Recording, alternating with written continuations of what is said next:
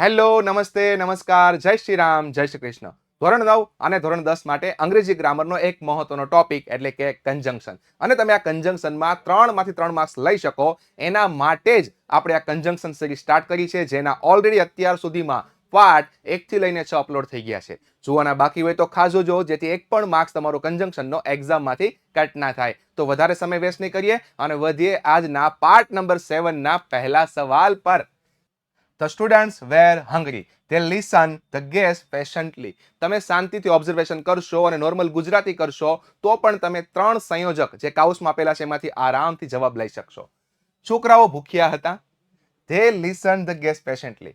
તેઓ ગેસને ધીરજપૂર્વક સાંભળતા હતા. તો અહીંયા વિરોધાભાસ દેખાય છે. ભૂખ્યા હોય તો સાંભળે નહીં ને? યસ, તો વિરોધાભાસ છે અને વિરોધાભાસનો કીવર્ડ તમને અહીંયા યેટ આપેલો છે. અને યેટનું કામ બહુ જ આસાન છે. માત્ર 2 વાક્યની વચ્ચે મૂકી દેવાનું, બસ કહાની ખતમ. આરામથી તમારું વાક્ય બની જાય અને તમારો 1 માંથી 1 માર્ક્સ ડન થઈ જાય. આગળ વધીએ નેક્સ્ટ સેન્ટેન્સ પર. Ajay did not get the first rank. Vijay did not get the first rank. ચલો શાંતિથી સમજીએ ઓપ્શન ક્યાં છે એને આધારે કન્સેપ્ટ સમજીએ. ઓપ્શન છે આઈધર ઓર, બટ અને નાઈધર નોર. વિદ્યાર્થી મિત્રો, આઈધર ઓર નાઈધર નોર નો કન્સેપ્ટ ખૂબ જ મહત્વનો છે. કન્જંક્શન માટે ખાસ સમજજો.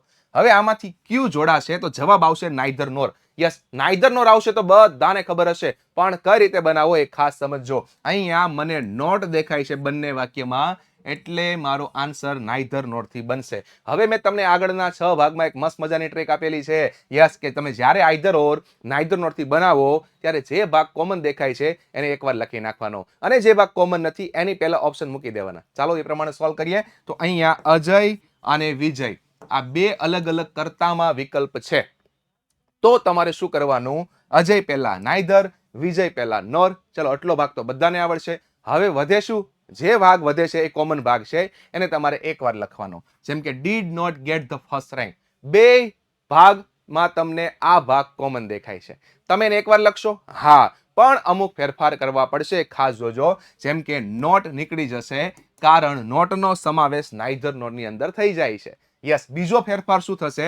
અહીંયા ડીડ સાથે V1 આપેલું છે. યસ, ડીડ સાથે V1 પોસિબલ નથી. તમારે આ ડીડ પણ કાઢવું પડે સાદા ભૂતકાળના રૂલ્સ પ્રમાણે, અને ડીડ નકળશે તો આ V1 નું થઈ જશે V2. મતલબ તમારે ગેટ નું કરવું પડશે ગોટ. આ ફેરફાર કરવા પડશે. આ મુદ્દો ખાસ જોજો. માત્ર નાઈધર નોર આવે છે એ તમે મૂકી દેશો તો 1 માર્ક્સ નહીં મળે. બાકીના ફેરફાર પણ કરવા પડશે, ડીડ કાઢવું પડશે, નોટ કાઢવું પડશે અને ગેટ નું ગોટ કરવું પડશે. આ મુદ્દો ખાસ મગજમાં રાખજો. આગળ વધીએ next. Sardar Patel was the freedom fighter. V call him Aryan main. ચલો આ કન્સેપ્ટ પણ એટલો જ મહત્વનો છે. યસ, કારણ કે હુ, વુમ અને વુઝ નો કન્સેપ્ટ છે. આ પણ કન્જંક્શનમાં અવારનવાર પૂછાતા હોય છે. તો આગળના ભાગને આધારે તમને આરામથી સમજાઈ જશે. યસ, સરદાર પટેલની વાત છે અને એની જ વાત અહીંયા કરેલી છે, પણ એની વાત અહીંયા વ્યક્તિવાચક કર્મ વિભક્તિ તરીકે દેખાય છે. અને આવા કેસમાં મેં તમને ક્લિયર કટ સમજાવેલું છે કે એના માટે તમારે વોમ વાપરવું પડશે. હવે વોમથી જવાબ તો બની જશે, એમાં કોઈ નવી વાત નથી. વચ્ચે મૂકી પણ દેશો, પણ જે આ વ્યક્તિવાચક કર્મ વિભક્તિ છે એને તમારે કાઢવી પડશે. આ ખાસ મગજમાં રાખજો. જોઈ લો, વોમ વચ્ચે માકે મૂકી દીધું છે અને વ્યક્તિવાચક કર્મ વિભક્તિ હિમ આપણે કાઢી નાખેલી છે. આ મુદ્દો પણ મગજમાં રાખજો. આગળ વધીએ. Niyati went to Amritsar. She wanted to see the golden temple.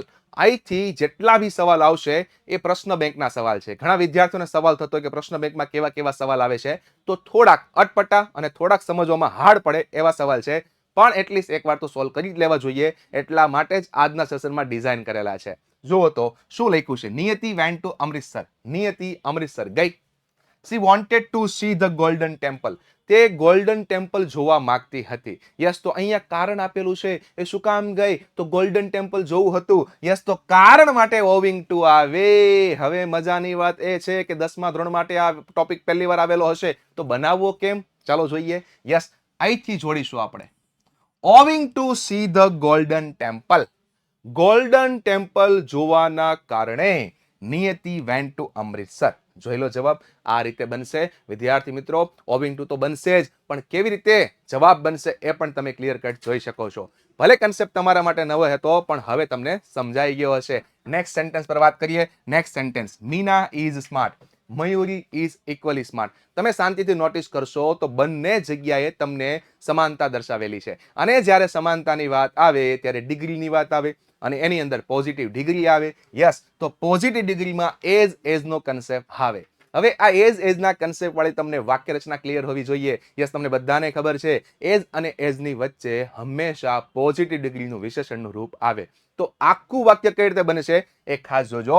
Meena is as smart as Mayuri. આ પ્રમાણે જવાબ બનશે.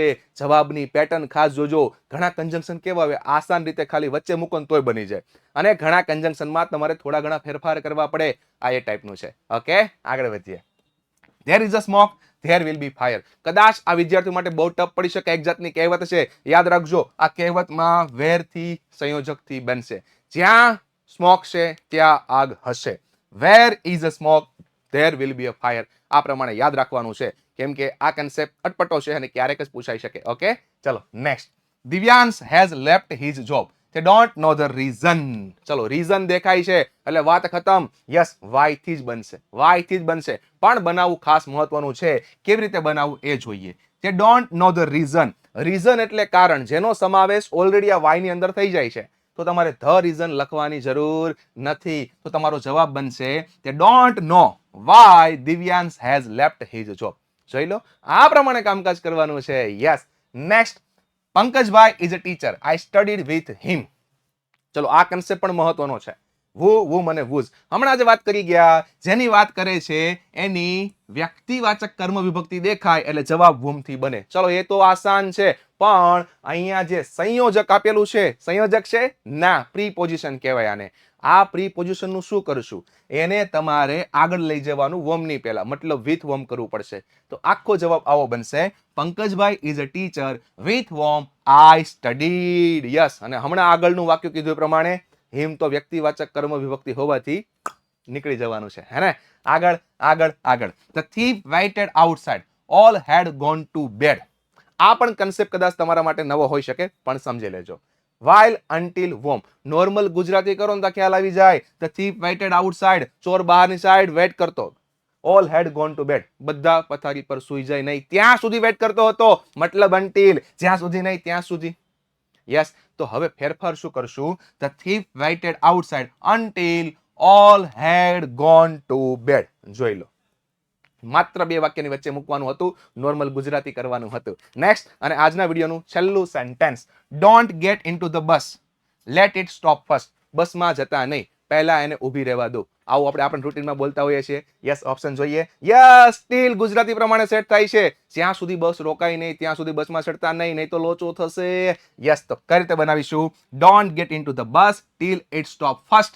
જે અહીંયા લેટ છે એની તમારે કોઈ જરૂર છે નહીં, એનો સમાવેશ આ ટીલની અંદર થઈ જાય છે. તો મિત્રો, આજના સેશનમાં થોડાક ટફ લેવલના, જે વિદ્યાર્થીઓને એડવાન્સ પ્રેક્ટિસ કરવી હોય એવા લાસ્ટમાં થોડાક સેન્ટેન્સ ડિઝાઇન કરેલા હતા. પણ આગળના 6 ભાગ તો જોવાનું ચૂકતા જ નહીં. મસ્ત મજાના અત્યાર સુધીમાં 7 પાર્ટ અપલોડ થઈ ગયા છે. તો આ કોન્ફિડન્સ વધારવા માટે ઇનફ છે. બધા જ પાર્ટ આવી રીતે જોતા રહેજો. મળીશું નેક્સ્ટ લેક્ચરમાં. થેન્ક યુ, આભાર, જય શ્રી રામ.